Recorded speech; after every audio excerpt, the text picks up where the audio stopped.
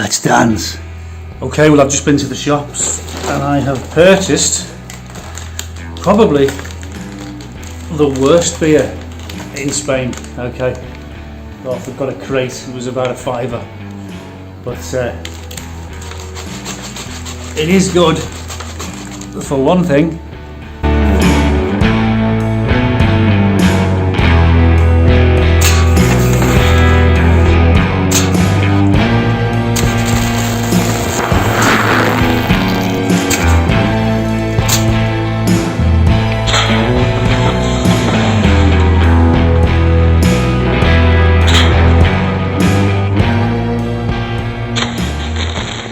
First, a little bit about me. I've already got my own channel on the internet. It's called Graham the Baron Hesketh, and that's it. I'm there doing all kinds on there, and a lot of people. I've got quite a few thousand subscribers, but you know, I'm diversifying into other things. And friends of mine have said, you know, a lot of people aren't interested in this, aren't interested in that. So I'm diversifying. I'm going to put all my shooting videos in a shooting channel. I'm going to call it Baron's Airgun Reviews or something like that. You know, something quite simple and straightforward. And I'm going to get stuck in. Now, I've got quite a few of my own air pistols, as you know. I'm always looking at different air pistols online, and it's great fun for shooting out in the back garden. I was in the British Army. I was in the British Army shooting team, and I'm going back to 1979 when I joined up. I had the cross rifles on my sleeve. That meant I was a marksman in basic training. Okay, won loads of awards and loads of competitions. And when I got out of the army, I got a firearms certificate. In the UK, I had numerous firearms on a firearms license, including an AK-47, because we were allowed to have them in those days. And I pretty much cleaned up, without blowing my own trumpet. I was one of the best, without a doubt. There was very few people out there who could beat me, and it was resented. Actually, I found that when you go on these competitions, you'd expect people to say, "Oh, congratulations, well done." Not at all. They hate you. But they like to smirk at you if they beat you, but they hate you. They don't like it. So yeah, it was short-lived. It all came to an end of the firearms license when a couple of loons went around shooting people in broad daylight with Kalashnikovs and things. Well, Michael Ryan in Hungerford, he did all that running about shooting people, and that was it. They just closed firearms down in the UK, and there were no more. That was it. They banned everything and took everything off everyone. So. Right, so moving on. This channel's all about air guns, air pistols, air rifles, okay? All CO2, compressed air, no firearms whatsoever, and it's all about safety and having fun. I personally live in Spain, okay?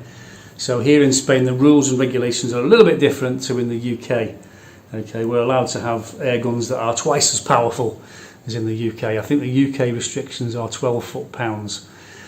And if you go over 12 foot-pounds, then you have to have a firearms license for your air gun. Okay, rules vary, different countries. In Spain, we're allowed to have 18 foot-pounds, which is about 24 joules, something like that. So, air guns in Spain are twice as powerful as air guns in the UK, and it's very important to know that, so you don't buy one in Spain and take it back to the UK and accidentally fall foul of the law. You know, for what looks like an identical air rifle, clearly isn't, is it? So, anyway, these things push out at about 3.5 joules, so we're well within everybody's quota with guns like this. This is the Umarex Legends Lugar P-08, and it's really good. This is the non-blowback version. This is half the price of the blowback version. The blowback version has the toggle top, which I'm sure you've seen. You can swivel a little button, you can take the side off, you can field strip it just like the real thing, but it won't fire as many shots, okay? It won't, because the gas is needed to do all the blowback stuff, and it's probably not as powerful, or more or less. But it is cooler, it's definitely cooler, but it's twice the price of the non-blowback version. Now the non-blowback version, which is this one, comes with a magazine like that, and there's a CO2 in the handle. Now I bought extra 2 clips, so I'm good. I can load up with a brand new CO2 and I can fire 20 shots, it's out.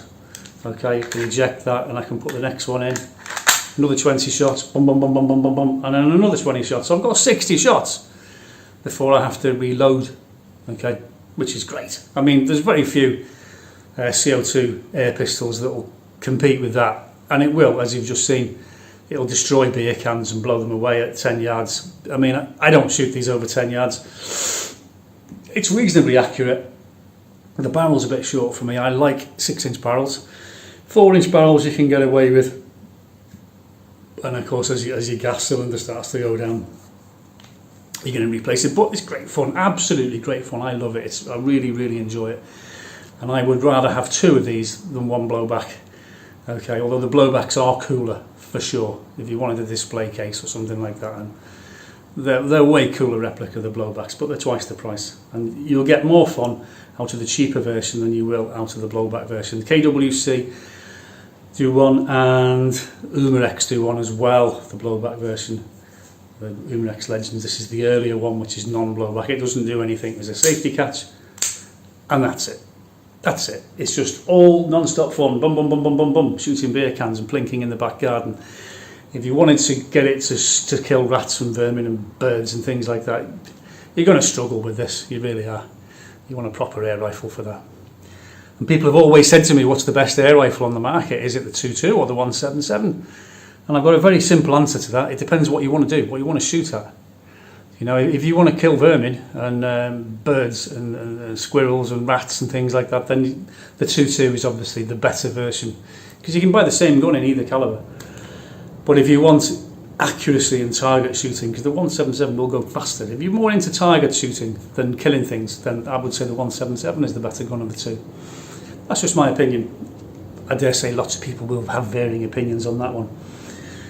The other thing you can get with these replicas, I love these old replicas, you know, the replicas of proper old historical guns. You can get replica holsters. There's a nice Lugar replica holster, all stamped up, made in India. Cost about €30. This cost about €100 on Amazon. And you really can, you can go to town, you can get all the little bits and accessories as a collector, or a little back garden tin can shooter. It's brilliant, really, really good fun. And I do promote safety as well. I do promote wearing glasses, because you do get ricochets with these balls. This is the 4.5mm ball. They're really good, but you do get ricochets. They will hit you in the head, could get you in the eye. So I would recommend always wearing safety glasses or sunglasses or some sort of eye protection when you're shooting, because you will get ricochets. Okay.